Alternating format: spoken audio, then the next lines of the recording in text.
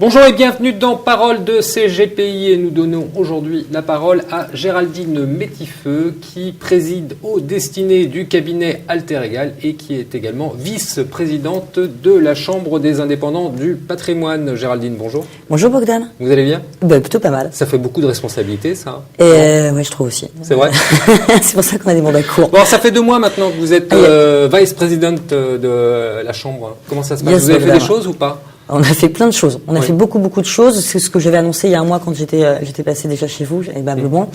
On a concrètement, il faut savoir qu'on a déjà commencé par répondre à l'AMF sur le rapport de contrôle de la Chambre qui avait eu lieu fin 2012, donc sous l'ancienne mandature, et qu'on a répondu, Benoît en particulièrement, Benoît Lombard et Thierry Moreau, c'est la semaine dernière. Donc les autorités de tutelle, c'est fait, vous les avez vues ? Alors on a rencontré toutes les autorités de tutelle, parfois Thierry, Benoît et moi, parfois que Thierry et moi. Enfin, on s'est répartis gentiment les rôles.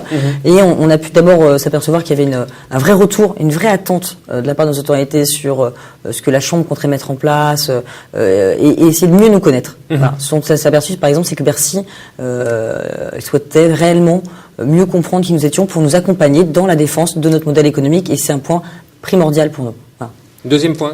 Qu'est-ce que vous avez fait encore ? Le kit réglementaire qu'on a promis, la commission contrôle et prévention des risques présidée par Benoît Lombard, l'a quasiment fini. Là, on est vraiment tout proche. Plutôt que le balancer aux adhérents au mois de juillet, on a trouvé que c'était plus pertinent de l'apporter courant septembre. Comme ça, quand tout le monde rentre de vacances, il peut se mettre au carré sur ses obligations, sur ses process internes, sur la gestion du cabinet, les conflits d'intérêts, etc. Donc tout ça, ce sera offert aux adhérents en septembre. De la même façon, la modification des statuts et règlements intérieurs que nous avions également ces modifications que nous avions également promises, elles sont prêtes, mais pour des raisons de commodité et de bonne intelligence, on a pensé que c'était plus malin de proposer cette modification à nos adhérents en septembre plutôt qu'au début juillet, quand tout le monde sera un peu en congé. Puis par ailleurs, on attend aussi que tous nos présidents de région soient élus. Et les présidents de région, il y en a 19, parce qu'on a 2 maintenant co-présidents à Paris.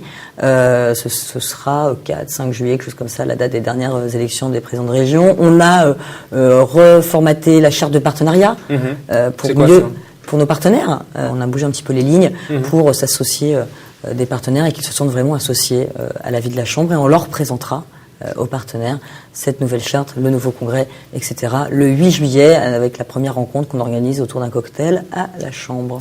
Autre chose ?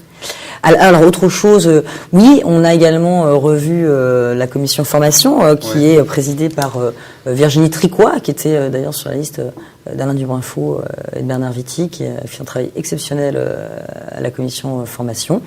Donc là, de la même façon, il y aura un cahier des charges extrêmement clair. Ça va s'améliorer là sur les formations, parce qu'il paraît que c'est vraiment pas terrible.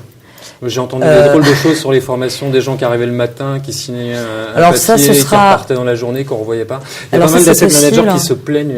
Je pense qu'il est important qu'on rappelle aux adhérents que leurs obligations de formation, c'est pas que pour faire plaisir à la Chambre, ou pas que pour les enquiquiner, c'est parce que c'est une obligation réglementaire, que l'AMF y tient beaucoup, qu'on n'a juste pas le choix, et que c'est une garantie de qualité auprès de nos clients. Et ben, on va leur apprendre, on va leur expliquer qu'on ne peut pas prendre à la légère des formations qui sont des formations obligatoires et qui nous permettent de répondre aux standards de qualité qu'exigent nos autorités de tutelle de nous dans la relation qu'on a avec nos clients.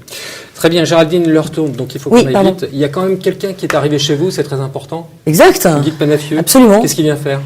Alors, c'est le conseil de la Chambre. Ah, c'est le fameux... C'est l'homme du sérail. C'est monsieur Sérail, voilà, qui s'appelle Monsieur de Panafieux. Il va venir, en fait, nous accompagner dans nos opérations de lobbying auprès des autorités de tutelle européennes et au niveau national. Et il a évidemment l'habitude de ce genre de combat. Sa première mission, ce sera quoi ? Sa première mission, c'est celle qu'on va avoir avec lui pendant l'été, c'est-à-dire un peu d'immersion sur tous les aspects de notre métier, pour qu'il soit... Il le connaît, votre métier, d'ailleurs ? Et oui, puisqu'en plus, il est client des CGPI, donc il sait parfaitement ce qu'on fait.